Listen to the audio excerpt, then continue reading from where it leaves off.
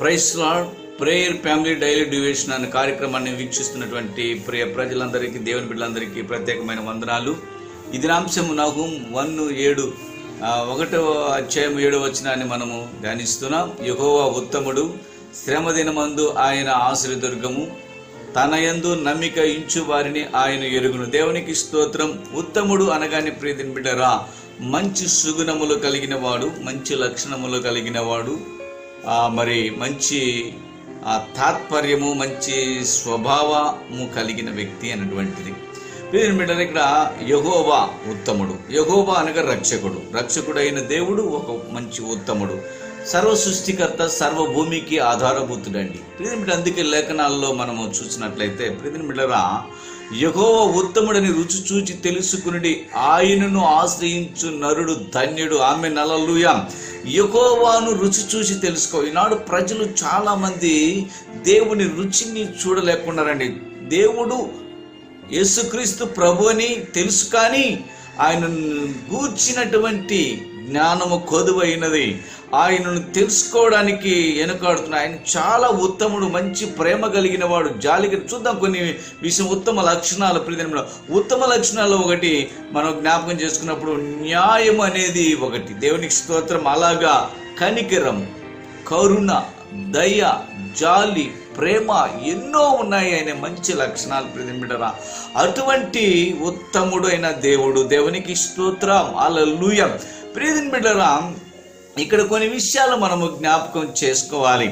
ఎందుకంటే ఉత్తముడైన దేవుణ్ణి ఎవరైతే ఆశ్రయిస్తారో వారికి శ్రమ దినములలో ఆయన దుర్గముగా ఉంటాడు. ప్రియమైన బిడ్డలు, నిన్ను ఆశ్రయించు వారందరూ సంతోషించుదురు. నీవే వారిని కాపాడదు గనుక వారు నిత్యము ఆనందధ్వని చేయుదురు. దేవునికి మహిమ కలుగునగాక. ఎంత చక్కటి మాటండి. మరి ప్రియమైన బిడ్డలు, ఎవరైతే దేవుణ్ణి ఆశ్రయిస్తారో, ఎవరైతే దేవుని ఆశ్రయిస్తారో వారందరినీ కూడా దేవుడు కాపాడతాడంట.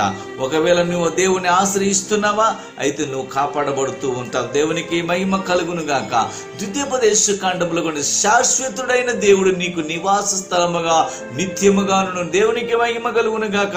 ఎవరైతే ఆశ్రయిస్తారో ప్రియమైన బిడ్డలా, మరి దేవుడు వారిని ఆదుకుంటాడు. దేవునికి స్తోత్రం. హల్లెలూయా.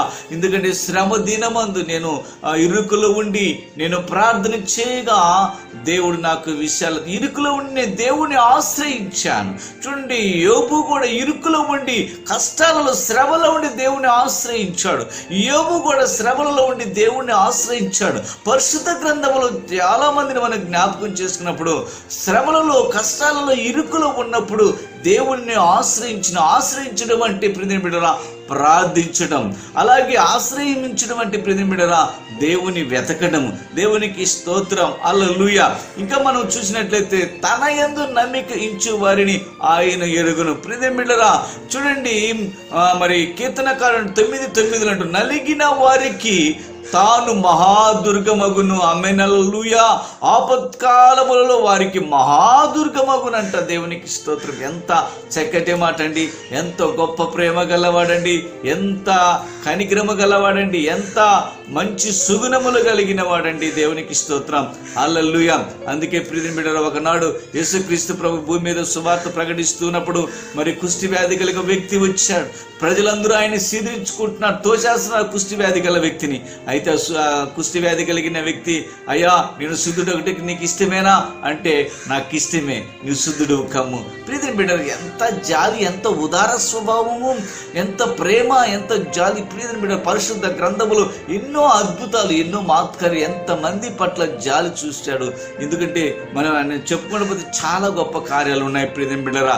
అందుకే ఆయన అంటాడు, ప్రియమైన బిడ్డరా, నా ప్రాణమా దేవుని నమ్ముకొని మౌనముగా నుండము, ఆయన వలన నిరీక్షణ కలిగి. ఎవరైతే దేవుని నమ్ముకుంటారో వారికి ఒక నిరీక్షణ ఉంటుందండి. ఎందుకంటే ఎన్ని శోధనలు, శ్రమలు వచ్చిన నిరీక్షణ వాళ్ళని మరి బలపరుస్తూ ఉంటుంది. ప్రియమైన బిడ్డలారా, అందుకే అంటాడు ఒక దగ్గర, నమ్మకమైన వానికి దీవెనలు మెండుగా కలుగును. ఎవరైతే నమ్మకంగా ఉంటారో దేవునికి, వారికి మెండైన దీవెనలు ఉంటాయి. ప్రియమైన బిడ్డలారా, ఎవరైతే నమ్మకంగా దేవుని వెతుకుతారో, ఎవరైతే ఉత్తముడని నమ్మకంగా రుచి చూడడం ఇష్టపడతారో వారికి మెండైన దీవెనలు ఉంటాయండి. యెహోవా యందు నమ్మకం ఇచ్చేవాడు వర్ధిల్లును. ప్రియమైన బిడ్డలారా, చక్కగా వర్ధిల్లుతాడంటే, ఎంత చక్కగా వర్ధిల్లుతాడంటే నీవు ఊహించినంతగా వర్ధిల్ల చేస్తాడు దేవుడు అండి. ఎందుకంటే నువ్వు ఆయన ఆశ్రయించావు, ఆయన నమ్ముకున్నావు కాబట్టి. ప్రియమైన బిడ్డలారా, ఇంకొక మాట, యెహోవా యందు నమ్మకించువాడు సురక్షితముగా ఉండును. ప్రియమైన బిడ్డలారా, యెహోవాని ఎవరైతే ఆశ్రయిస్తారో, ఎవరైతే నమ్ముకుంటారో వారు సురక్షితంగా ఉంటారు. నువ్వు ఎక్కడికి వెళ్ళినా, ఏ ప్రాంతంలో ఉన్నా, ఏ సిచ్యువేషన్లో ఉన్నా, ఎన్ని శోధనలు, ఎన్ని కష్టాలు నీకు ఎదురైనా వాటన్నింటిలో నిన్ను దేవుడు తప్పిస్తాడు, సురక్షితంగా నిన్ను కాపాడుతాడండి. ఎందుకంటే ఆయన నమ్మదగిన దేవుడు, ఉత్తముడండి, మంచి స్వభావ లక్షణము కలిగిన వాడండి. ప్రియమైన బిడ్డలారా, అందుకంటే మీరు ఊరకుండి నమ్ముకునే వలన మీరు బలము కలుగును. దేవునికి స్తోత్రం. దేవుణ్ణి ఆశ్రయిస్తాం. అందుకే అంటారు కొంతమంది గుర్రాలను, రథాలను ఆశ్రయిస్తారు, మనమైతే ప్రియమైన యెహోవాను ఆశ్రయిస్తున్నాం. అందుకంటే రాజులను, మనుషులను ఆశ్రయించుట కంటే యెహోవాను ఆశ్రయించుట మేలు. ప్రియమైన బిడ్డలారా, ఎన్ని కష్టాలు, ఎన్ని శ్రమలు వచ్చినా మనుషుల మీద ఆధారపడడం, ఇతరుల మీద ఆధారపడడం, ఇతర వాటిపైన ఆధారపడకూడదు. సృష్టికి ఆధారభూతుడు, నిన్ను సృష్టించిన దేవుడు, నేను కలుగచేసిన దేవుడు, నిన్ను పిలిచిన దేవుడు, నీవు రుచి చూసి తెలుసుకున్నట్లయితే ఖచ్చితంగా ఆయన మీద నువ్వు ఆశ్రయిస్తే, నువ్వు నిత్యంగా ఆయన ఆశ్రయిస్తే, నిత్యంగా ఆయన నమ్ముకుంటే ఖచ్చితంగా ప్రతి విషయంలో నీకు సహాయకుడిగానే ఉంటాడు. ప్రియమిట, సర్వ సృష్టికర్త అయిన, సర్వ భూమికి ఆధారభూతుడు యెహోవా ఉత్తముడు. శ్రమ దినమందు ఆయన ఆశ్రయదుర్గం, తన యందు నమ్మికించి వారిని ఆయన ఎరుగుని. ప్రియమిట, నేను చూసిన దేవుడు, నేను పిలిచిన దేవుడు, నేను గమని. ఎందుకంటే నువ్వెవరనేది ఆయనకు తెలుసు.